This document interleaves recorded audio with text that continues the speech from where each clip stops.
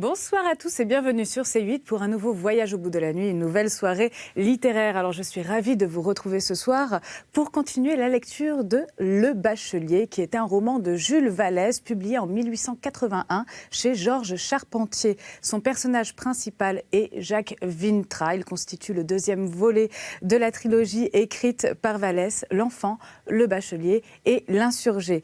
Dans Le Bachelier, Vallès continue de raconter sa vie à travers celle du héros et narrateur Jacques Vintra.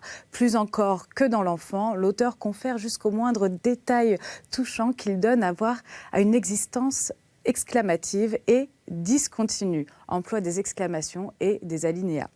Plus que le récit de sa vie, c'est la description de l'esprit dans lequel il a vécu. Un esprit enthousiaste et vif qu'il offre au lecteur. N'hésitez pas à réagir sur les réseaux sociaux, #VBN, ainsi que sur notre page Facebook Voyage au bout de la nuit. Cela nous fait toujours très plaisir de lire vos petits messages. Alors, mes colères. Et toi, Vintra, que feras-tu? Je ferai les tombes révolutionnaires.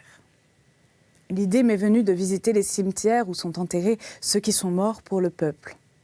Je suis partie de bonne heure souvent pour aller réfléchir devant ces tombes de tribuns et de poètes. J'ai rôdé autour des grilles, j'ai dérangé les veuves qui apportaient des bouquets. Je ferai l'histoire de ces morts, je citerai les phrases gravées au couteau sur la pierre, en essayant de jeter un éclair dans le noir de ces cimetières. Il y a des fleurs qui piquent de rouge, l'herbe terne. Je mettrai des phrases rouges aussi. Ce Vintra qui blague toujours, il choisit ce sujet-là. Je blague toujours. Mais quand nous sommes entre nous, il ne servira à rien d'avoir l'air de croque-mort. Il faut être grave quand on parle au peuple. On ne fait pas le journal, bien entendu. On aurait un imprimeur qu'on ne le ferait pas davantage. Tout le monde veut écrire le premier pari. Avoir les plus grosses lettres et un titre très noir dans une masse de blanc. Il n'y aurait que de grosses lettres et des titres énormes, pas de place pour les articles. Puis on se battrait 2 jours après. Je serai accusée sûrement de baver sur les tombeaux, car il y a des morts que je jugerai à l'égyptienne et dont je soufflerai le crâne. Quelques phrases de Matoussin m'ont fait personnellement bondir. Je n'oublie pas que c'est lui, personnellement, qui a dit, à propos de Renou caressé par Béranger, « Bercé sur les genoux de cette tête vénérée ». Mais est-ce que nous saurions faire un article tout du long? Des vers, oui. Un article? Je ne crois pas. J'ai bien vu, quand j'ai commencé mes tombes révolutionnaires, je répétais toujours la même chose et toujours en appelant les morts.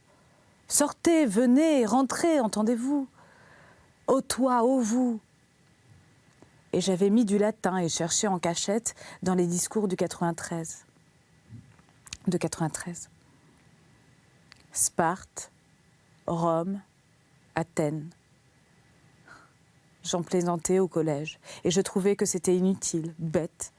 Les républiques anciennes, grecques, romaines, Lycurge, Solon, Fabricius et tous les sages et tous les consuls.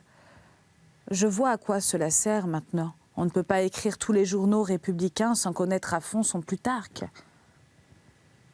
Est-ce qu'il y a une seule page des nôtres, de nos écrivains jacobins, où il ne soit pas question d'Hannibal, de Fabricius, d'Aristogiton, de Coriolan, de Cléon, des Gracques? On ne peut pas s'en passer. Ce serait une impolitesse à faire aux hommes de 93 que de ne pas leur dire qu'ils ressemblent aux grands hommes de nos livres de classe. Ceux qui se sont retirés dans un village où on donnait leur démission sont les Cincinnatus. Ceux qui n'ont pas de femmes de ménage et fendent leur bois, des Philopomènes. Je sens bien au fond de moi-même que je ne suis pas née pour écrire. J'ai surpris cela un matin en relisant des pages que j'avais brouillonnées la veille au courant de la plume. Je disais que j'avais remarqué la fille du concierge du cimetière penchée à sa fenêtre, arrosant des fleurs en camisole blanche, que j'avais failli pleurer en voyant une enfant à petite robe courte qui enterrait sa poupée là, où sa maman dormait.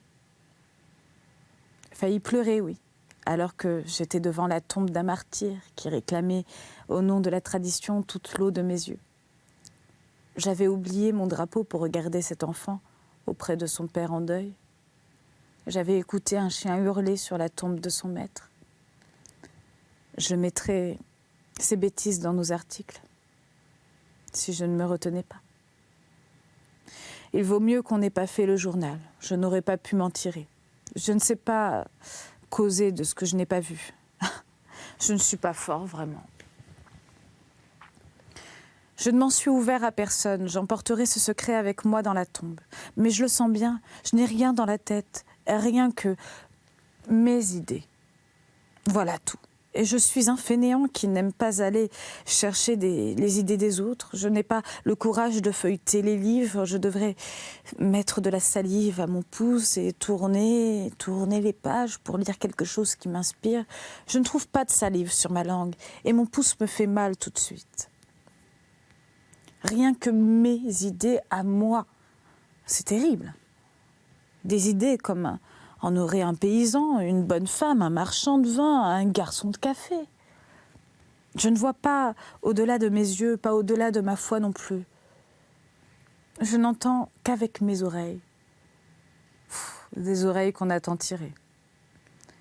J'ai envie de parler de ceux qui se promènent dans les cimetières pendant que j'y suis plutôt que de parler de ceux qui reposent sous terre.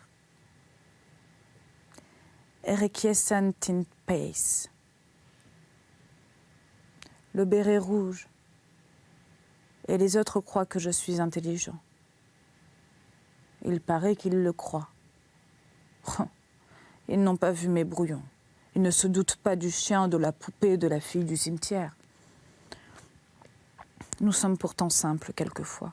Les Grecs étaient simples à leurs heures. Les conventionnels aussi. Nous jouons à Colin-Maillard.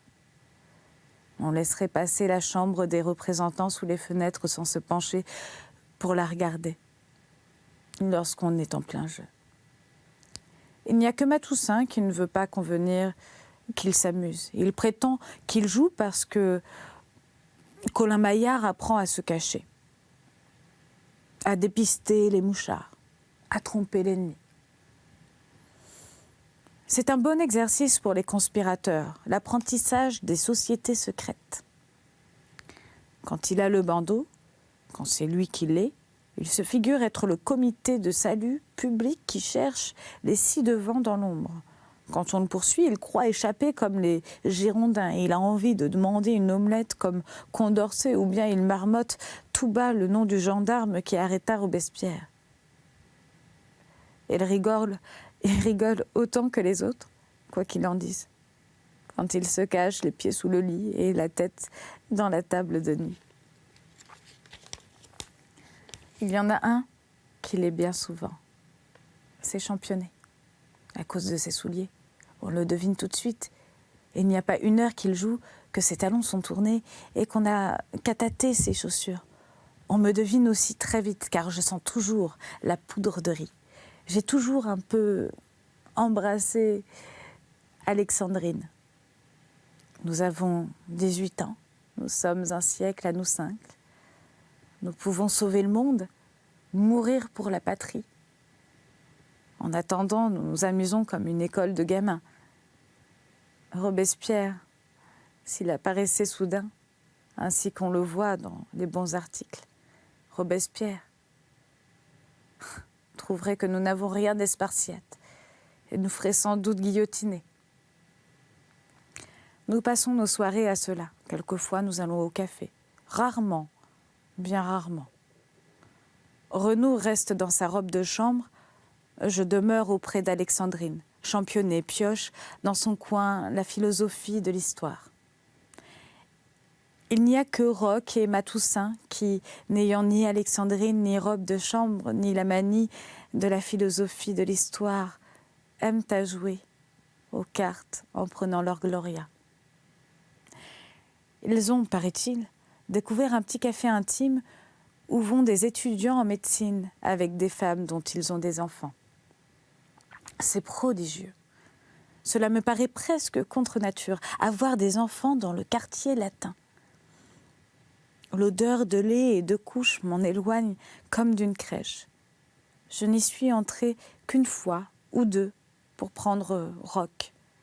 Et j'ai failli chaque fois m'asseoir sur un moutard qu'on avait mis une seconde sur une chaise pour pouvoir marquer 10 de blanche. On se rend cependant en bande, de temps en temps, à un grand estaminet qui, tous les soirs, s'emplit d'une foule bruyante et républicaine. C'est au haut de notre rue, justement, au coin de la place Saint-Michel, contre la fontaine. On l'appelle le café du vote universel. Il y a des célébrités. Nous sommes un peu dépaysés dans cette atmosphère de démocratie autorisée où les têtes sont déjà mûres, où il y a des gens qu'on dit avoir été chefs de barricade à Saint-Méry, prisonniers à Doullens, insurgés de juin, qui ont le prestige de l'enrégimentation révolutionnaire, du combat et de la prison. Ont-ils tous cette auréole? On ne peut pas bien voir les auréoles dans cette fumée, les auréoles dans cette fumée. Mais il y a vraiment des figures sympathiques et vigoureuses.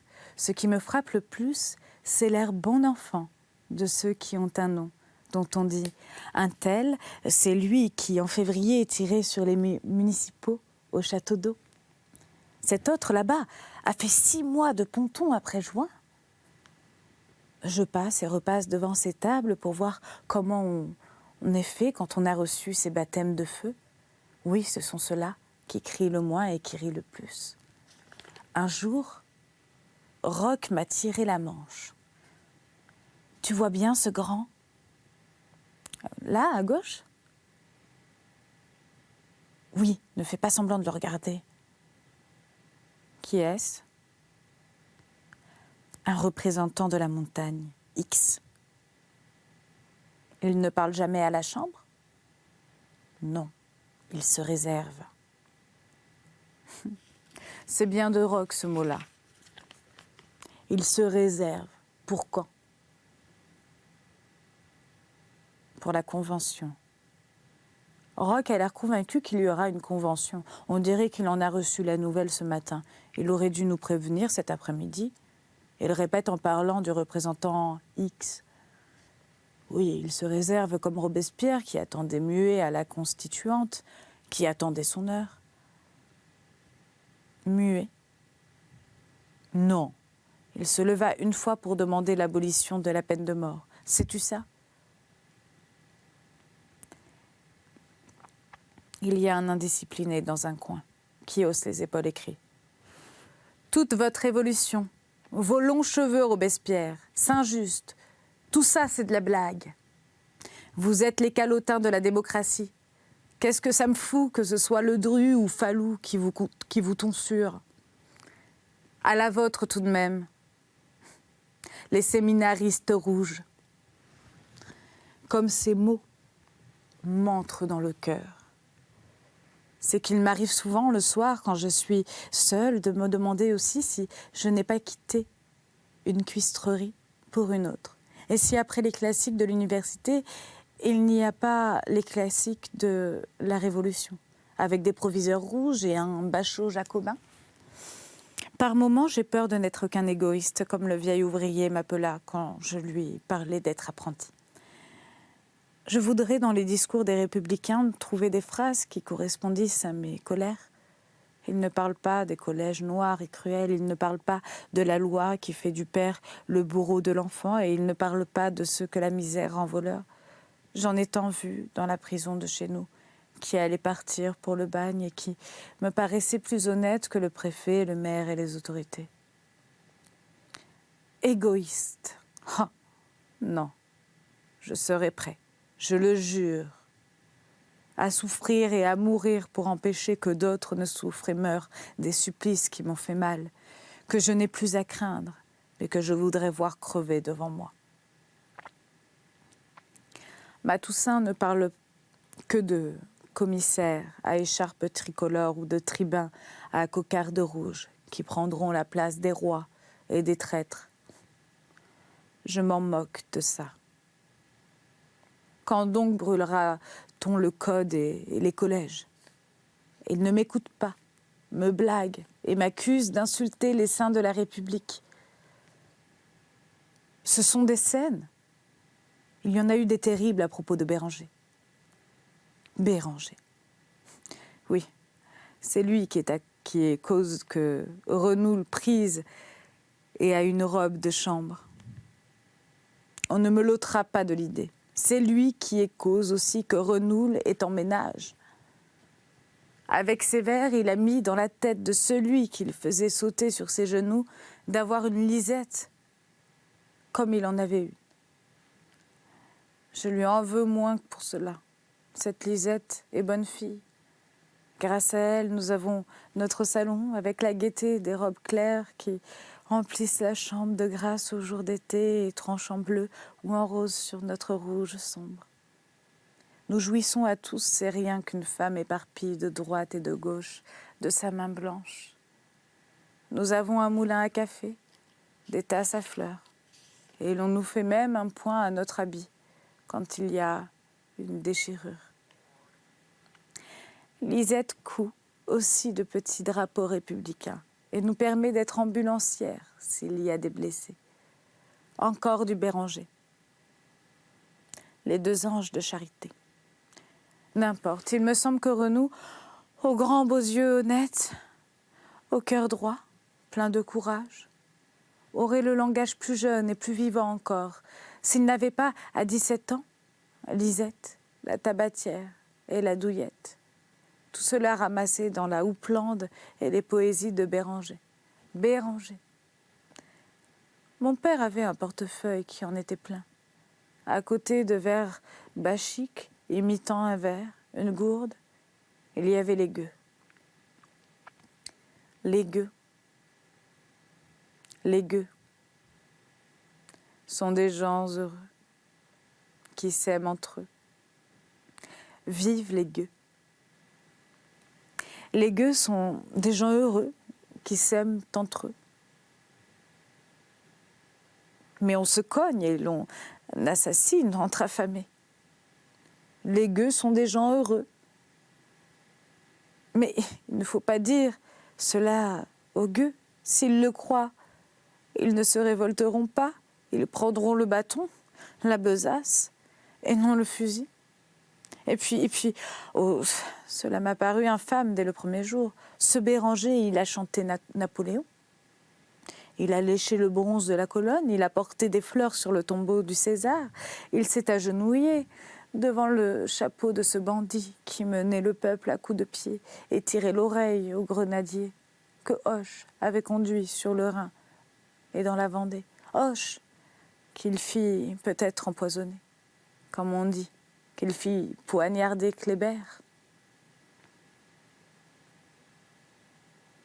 Ce poète en redingote, longue baise les pans de la redingote grise. 2 redingotes sur lesquelles je crache. Tiens, imbécile. Tiens, lèche éperon.